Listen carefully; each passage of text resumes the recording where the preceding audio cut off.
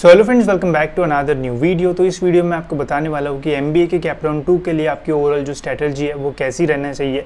साथ ही में cap round 2 में मैक्सिमम सीट्स मिलने के जो चांसेस है वो रहती है, साथ ही में माइनॉरिटी सीट्स भी आपको मिल सकती है, उसके भी मैं आपको एग्जांपल दिखाऊंगा इस वीडियो में।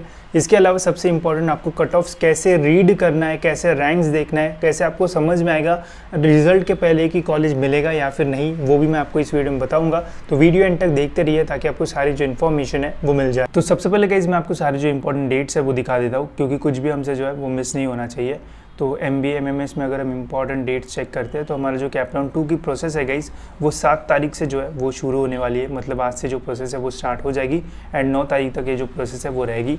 फॉर्म कैसे भरना है कैप राउंड 2 का, उसका स्टेप बाय स्टेप वीडियो आ जाएगा, वो देख लेना, आपको समझ में आ जाएगा।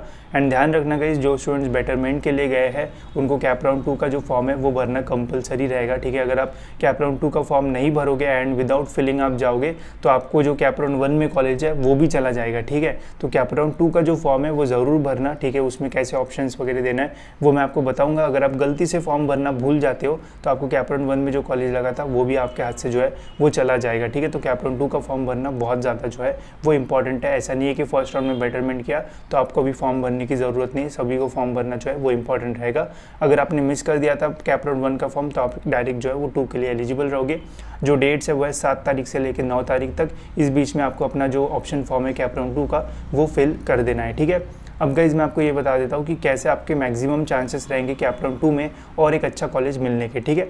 तो गाइज अभी आपने जो है वो सीट मैट्रिक्स वगैरह देख लिया होगा, आपको ये समझ में आ गया होगा कि कुछ कॉलेजेस माइनॉरिटी कॉलेजेस होते हैं जिसमें माइनॉरिटी की जो सीट्स है वो पहले से ही रिजर्व्ड होती है एंड बस 5% 10% सीट्स रिजर्व नहीं होती है, ऑलमोस्ट 50% जो सीट्स है वो रिजर्व्ड होती है माइनॉरिटी कॉलेजेस में। माइनॉरिटी का अगर मैं एग्जाम्पल दूँ तो ठाकुर कॉलेज हो गया या फिर विवेकानंद हो गया या फिर लाला लाजपत हो गया, ऐसे बहुत सारे अच्छे अच्छे कॉलेजेस माइनॉरिटी में आते हैं जिनमें 50% जो सीट्स है वो पहले से माइनॉरिटी के लिए जो है वो रिजर्व्ड होती है, ठीक है। अब फॉर एग्जांपल गाइज मैंने यहाँ पे 2 अलॉटमेंट लेटर डाले एक ही स्टूडेंट के, ठीक है। तो इस स्टूडेंट ने एमसीए का एग्जांपल दे रहा हूँ मैं, एमबीए में भी ऐसा ही होगा, ठीक है। तो इसने कैप राउंड 1 का फॉर्म भरा, तो कैप राउंड 1 में गई जो माइनॉरिटी की सीट्स है वो बस माइनॉरिटी स्टूडेंट्स को ही जो है वो मिलती है, बाकी जो नॉर्मल कैटेगरी या फिर ओपन के स्टूडेंट्स है उन्हें नहीं मिलती है, ठीक है।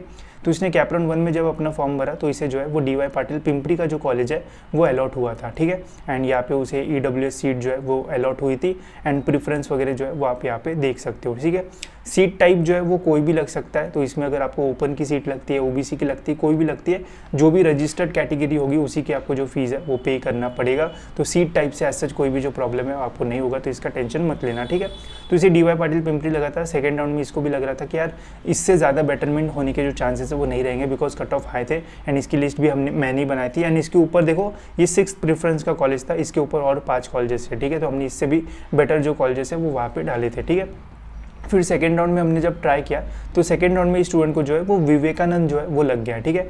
अब यहाँ पे इसे बेटरमेंट भी मिला, साथ ही में अब देखो यहाँ पे जो सीट टाइप है वो इसे माइनॉरिटी की मिल गई, ठीक है। तो सेकेंड राउंड में ये भी फायदा होता है कि जो माइनॉरिटी सीट्स है वो नॉर्मल स्टूडेंट्स को भी जो है वो मिल जाते हैं। अब इस स्टूडेंट की जो कैटेगरी है वो तो ओपन है बट इसे जो है वो माइनॉरिटी की जो सीट है वो मिल गई है, ठीक है। अगर इसका ओबीसी भी होता तब भी इसे माइनॉरिटी की जो सीट है वो मिलने के जो चांसेस है वो रहते। तो सेकेंड राउंड में जो नंबर ऑफ सीट्स है माइनॉरिटी की वो भी आ जाती है, तो उससे हो सकता है कि आपका बेटरमेंट जो है वो और भी अच्छे कॉलेज में हो जाए। अगर आपके लिस्ट में माइनॉरिटी कॉलेजेस होते हैं तो हो सकता है उसमें आपको जो है वो कॉलेज में बेटरमेंट मिल जाए, ठीक है। तो जो लिस्ट है वो पहले तो सही से बनाना चाहिए। अब देखो जब हमने कैप राउंड 1 का फॉर्म भरा था हमने बस डीवाई पाटिल को 6 प्रेफरेंस दिया था, उसके ऊपर और भी कॉलेजेस थे, ठीक है। तो हमने पहले तो कट ऑफ एनालाइज किया है, उसके अकॉर्डिंग लिस्ट बनाई, तो जो भी अच्छा कॉलेज लगना था वो हमें लग गया, ठीक है। इसके नीचे भी कॉलेजेस थे जिनका कट ऑफ और भी कम था, अगर ये नहीं लगता तो उसके नीचे का और जो कॉलेज है वो लगता, अगर इसके पहले लगना होता तो और बेटर जो कॉलेजेस है वो लग जाते हैं, ठीक है। तो ऐसी लिस्ट बनाओ जिसमें हाईयर कट ऑफ वाले कॉलेजेस भी हो, जो आपको लगने वाले वो भी हो एंड जो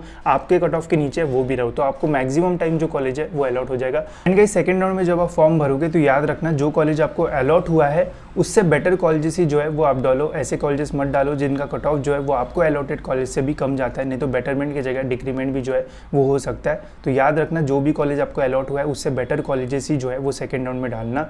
एंड अगर आपको कैप राउंड 1 में कॉलेज लगा होगा तो अपने आप जो आपको कैप राउंड 1 में कॉलेज लगा है उसका जो प्रेफरेंस है वो लास्ट नंबर पे रहेगा एंड बाकी जितने भी कॉलेजेस आप डालोगे कैप राउंड 2 में उनका जो प्रेफरेंस है वो जो अलॉटेड कॉलेज है कैप राउंड 1 का उससे ऊपर वाला ही जो प्रेफरेंस है वो आपको देखने को मिलेगा। जब स्टेप बाय स्टेप वीडियो बनाऊंगा कैप कैपराउंड 2 का, उसमें आपको ये देखने को मिल जाएगा, ठीक है। तो ये याद रखना। अब गाइज मैं आपको कट ऑफ से रिलेटेड बहुत इंपॉर्टेंट चीज़ बताता हूँ, इससे आपको ये समझ में आ गया कि माइनॉरिटी सीट्स ओपन हो जाती है तो आपको चांसेस रहते हैं और कॉलेज मिलने के। बट अभी मैं आपको इंपॉर्टेंट चीज़ बताता हूँ कि कैसे आपको कट ऑफ रीड करना है जिससे चांसेस और बढ़ जाएंगे आपको कॉलेज मिलने के। तो देखो गाइस, मैं एकदम सही एग्जांपल आपको देता हूँ, बस ध्यान से सुनना, आपको सारी चीज़ें समझ में आ जाएगी। तो ये है गाइस सिडनम कॉलेज, ठीक है, one of the best college है। अब यहाँ पे स्टूडेंट क्या मिस्टेक करते हैं वो मैं आपको बता देता हूँ, ठीक है। तो अभी ये कट ऑफ्स है, अभी अलग अलग कट ऑफ्स होते हैं, कट ऑफ्स कैसे रीड करना वो मैंने आपको बताया है, बट अभी रैंक वाइज कैसे रीड करना वो भी बता देता हूँ। अब होम यूनिवर्सिटी अगर आपकी मुंबई यूनिवर्सिटी होगी, एंडीज कॉलेज के लिए अगर आप अप्लाई कर रहे हो तो ये वाली कट ऑफ्स आपको रेफर करना है। अगर आप अदर देन होम यूनिवर्सिटी के हो मुंबई के अलावा तो आप ये वाली कट ऑफ जो है वो रेफर करना है, ठीक है। अभी सपोज करते हैं एक मुंबई का स्टूडेंट है, ठीक है, अभी उसकी कैटेगरी हम देखते हैं। सपोज उसकी कैटेगरी जो है वो ओबीसी है, ठीक है। अब उसका जो स्टेट जनरल मेरिट नंबर है वो सपोज करते हैं कि 1500 से आसपास है, ठीक है। स्टेट जनरल मेरिट नंबर जो है वो 1500 के आसपास है, एंड जो उसका कैटेगरी जनरल मेरिट नंबर है वो उसका 500 के आसपास है, ठीक है। तो ये हमने एग्जांपल ले लिया कि एक ऐसा स्टूडेंट है जो कि ओबीसी का है, मुंबई यूनिवर्सिटी उसकी होम यूनिवर्सिटी है, उसका स्टेट जनरल मेरिट नंबर 1500 है एंड उसका जो कैटेगरी जनरल मेरिट नंबर है वो 500 है, ठीक है। फॉर एग्जांपल मैं बता रहा हूँ, ठीक है, 500 है। तो इस कंडीशन में जो स्टूडेंट है वो मिस्टेक क्या कर देते हैं, वो जो है वो ये स्टेट जनरल मेरिट नंबर जो है वो रेफ़र नहीं करते, वो ये जो कैटेगरी जनरल मेरिट नंबर है वो रेफ़र करते हैं एंड फिर कट ऑफ चेक करते हैं। फिर देखते हैं तो यहाँ पे देखते हैं कि यार ओबीसी का पिछले साल 673 कट ऑफ गया था, ठीक है, एंड मेरा जो कैटेगरी जनरल मेरिट नंबर है वो तो 500 है, तो मुझे तो ये जो कॉलेज वो आराम से मिल जाएगा, ठीक है। ऐसा सोचते हैं एंड अपने ऑप्शन फॉर्म में 2-3 कॉलेजेस ही डाल देते हैं एंड छोड़ देते हैं। फिर पता चलता है उन्हें कॉलेज तो अलॉट ही नहीं हुआ। अब कॉलेज क्यों नहीं अलॉट हुआ, उसके पीछे क्या रीज़न है वो मैं आपको बता देता हूँ। देखो, जो कैटेगरी जनरल मेरिट नंबर है उससे आपको क्या समझ में आता है कि जितने भी स्टूडेंट्स ने एडमिशन के लिए अप्लाई किया है उनमें से जितने स्टूडेंट्स ने ओबीसी के थ्रू अप्लाई किया है उन स्टूडेंट्स में से आपका 500वां नंबर है, ठीक है। मतलब सपोज ओबीसी कैटेगरी के 1000 स्टूडेंट ने अप्लाई किया होगा तो 1 से लेके तो 1000 जो भी स्टूडेंट्स होंगे, ठीक है, 1000 में आप लिख देता हूँ 1000 स्टूडेंट्स होंगे तो उस लिस्ट में आपका 500वां नंबर आ रहा होगा, ठीक है। मतलब जितने ओबीसी स्टूडेंट्स होंगे उसमें 500 नंबर पे आप हो, ठीक है। तो आपको तो पता ही है सिडनम में ओबीसी की कितनी सीट्स होगी, ठीक है, या फिर जेबी के ओबीसी की सीट्स देख लो एंड सिडनम के देख लो, मैक्स टू मैक्स 30-40 होगी, मैक्स टू मैक्स 30-40 हो जाएगी, ठीक है। एंड आपका तो 500वां नंबर है तो आपको कॉलेज लगने के चांसेस कितने रहेंगे, बहुत ही कम, ठीक है। तो देखो, मैं आपको यही बोलूँगा कि जब भी आप कॉलेज की लिस्ट बनाओगे उस टाइम ट्राई करो कि ये जो कैटेगरी जनरल मेरिट नंबर है ये रेफ़र मत करो, EWS जनरल मेरिट नंबर है वो भी रेफ़र मत करो, TFWS जनरल मेरिट नंबर है वो भी मत रेफ़र करो, बस एक ही जो मेरिट नंबर है वो रेफ़र करो जो कि है गाइस आपका स्टेट जनरल मेरिट नंबर, ठीक है। Because state general merit number से साफ साफ पता चल जाता है। सपोज स्टूडेंट को 1500 स्टेट जनरल मेरिट नंबर था, ओबीसी का जो मेरिट नंबर है वो गया था 673, सीधा सीधा समझ में आता है कि कॉलेज मिलने के जो चांसेस है वो बहुत ज़्यादा कम है, ठीक है। सपोज यही आपका स्टेट जनरल मेरिट नंबर 700 होता या फिर 500 होता या फिर 600 होता तो कॉलेज मिलने के जो चांसेस है वो बहुत ज़्यादा होते, ठीक है। तो आपकी कैटेगरी है, मैं मानता हूँ कैटेगरी जब भी आप देखोगे तो आप कट ऑफ जो है वो कैटेगरी का देखो एंड आप अपना जो मेरिट स्टेटस का मेरिट नंबर है वो स्टेट जनरल मेरिट देखो, ठीक है। कैटेगरी मेरिट नंबर या फिर EWS मेरिट नंबर वो देखने की कोई ज़रूरत नहीं है, उससे आपको लगेगा कॉलेज तो मिल जाएगा बट एक्चुअल में आपको कॉलेज जो है वो नहीं लगेगा, जो भी लगेगा वो स्टेट जनरल मेरिट से ही लगेगा, ठीक है। या फिर आप प्रैक्टिकली सोचोगे कि यार मेरा ओबीसी कैटेगरी के स्टूडेंट्स में 500वां नंबर है तो कैसे कॉलेज लगेगा भाई आपको सिडनम, ठीक है। तो ये सारी चीज़ें सोचोगे तो आपको समझ में आ जाएगी, बाकी सारे कॉलेजेस के लिए भी वैलिड है। साथ ही में EWS में भी स्टूडेंट ऐसे करते हैं, यार मेरा तो EWS का 200 रैंक है, ठीक है, एंड यहाँ पे सिडनम का तो 316 आ रहा है तो मेरे को तो कॉलेज मिल जाना चाहिए, ठीक है। तो ऐसा नहीं होता है। जितने भी लोगों ने EWS से अप्लाई किया था उनमें आपका 200वां नंबर है, ठीक है, तो फिर तो लगने के चांसेस ही नहीं है। ये स्टेट जनरल मेरिट नंबर है, इसमें जिस स्टूडेंट ने ओबीसी के लिए EWS के लिए अप्लाई किया था उसका 316 जब रैंक था स्टेट जनरल मेरिट नंबर, उसे EWS के थ्रू ये जो कॉलेज है वो अलॉट हुआ था, ठीक है। तो ऐसा पढ़ना तो आपको समझ में आएगा एंड आपकी जो लिस्ट है वो और अच्छी बनेगी।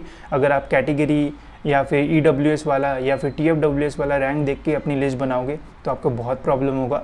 इसके अलावा सपोज़ आपको ये रैंक्स नहीं समझ में आते, कुछ भी नहीं समझ में आ रहा है रैंक्स का, तो मैं आपको सिंपल बोलूँगा डायरेक्ट जो है वो परसेंटाइल रेफ़र कर लो, ठीक है। अगर आपका कैटेगरी है एंड आप मुंबई यूनिवर्सिटी से बिलोंग करते हो तो आप देखो कि आपको कितने, आपको अगर 94 है एंड यहाँ पे 98 कट ऑफ जा रहा है तो समझ लेना आपको कॉलेज लगने के जो चांसेस है वो बहुत कम है, ठीक है। एंड देखो, जब आप लिस्ट बनाओगे तो मैंने तो जितनी भी लिस्ट बनाई है ऐसे स्टूडेंट की भी लिस्ट बनाई जिसकी 99 है, ऐसे भी बनाई है जिसके 12 परसेंटाइल है, सभी स्टूडेंट को कॉलेज लग गया जिसने भी मेरे अकॉर्डिंग जो लिस्ट है वो भरी थी, ठीक है। तो ट्राई करना हायर कट ऑफ वाली कॉलेज भी डालो, जो आपके परसेंटाइल के बीच में आते हैं वो कॉलेजेस भी डालो।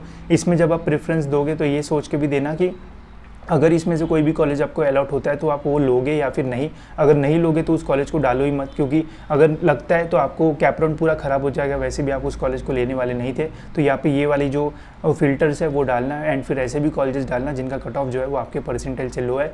मैं आपको गारंटी देता हूँ आपको ऑलमोस्ट सभी राउंड्स में जो कॉलेज है वो लग जाएंगे, साथ ही में आपका जो बेटरमेंट है वो भी हो जाएगा। बस आपको रैंक वाइज जो कॉलेजेस है वो देखना है, या फिर परसेंटाइल वाइज भी आप जो है वो देख सकते हो। बाकी मैंने आपको बता दिया है। इसके अलावा बहुत सारे स्टूडेंट्स को यही नहीं पता कि मेरी रेंज में कौन से कॉलेज आ सकते हैं, तो ये लिस्ट गाइज आप ले सकते हो। भले अभी इसके जो कट ऑफ्स है वो रेफर मत करना, बिकॉज ये पिछले साल के, इस साल के अभी कैप राउंड 1 के जो कट ऑफ्स है वो आ चुका है। बट इससे आपको ये तो समझ में आएगा कि आपके परसेंटाइल के आसपास कौन से जो कॉलेजेस है वो जाते हैं, बिकॉज पुम्बा जितने परसेंटाइल उसका पिछले साल था उसके आसपास ही इस साल भी उसका जो है वो रहेगा। सिडनम जितना था उसके आसपास ही इस साल भी जो है वो रहेगा, ठीक है। अगर आपको 90 है तो जितने कॉलेजेस 90 के रेंज में आते हैं उतने तो आप शॉर्टलिस्ट करवाओगे, आपको पता तो रहेगा कि 90 के आसपास कौन से कॉलेजेस जाते हैं। अब 300 कॉलेजेस में आप कहाँ ढूंढोगे कि कौन सा कॉलेज 90 के आसपास जा रहे हैं, ठीक है। तो इसलिए मैंने बोला था इस लिस्ट का आप यूज़ करिए, आपको ज़्यादा फायदा होगा। अभी भी आप ले सकते हो, लिंक आपको जो है वो डिस्क्रिप्शन में मिल जाएगी। बाकी कैप राउंड का स्टेप बाय स्टेप आपको जो वीडियो है वो देखने को मिल जाएगा, वो भी आप देख सकते हो। उससे कैसे फॉर्म भरना है वो सारी चीज़ें आपको समझ में आ जाएगी, ठीक है। तो इस वीडियो में इतना ही। होप सो आपका वीडियो इन्फॉर्मेटिव लगा होगा, एंड ऐसी वीडियोस के लिए इस चैनल को सब्सक्राइब जरूर से कर लेना, ताकि आपको टाइम पे सारी जो चीज़ है वो समझ में आ जाए एंड पता चल जाए। मिलते हैं नेक्स्ट वीडियो में।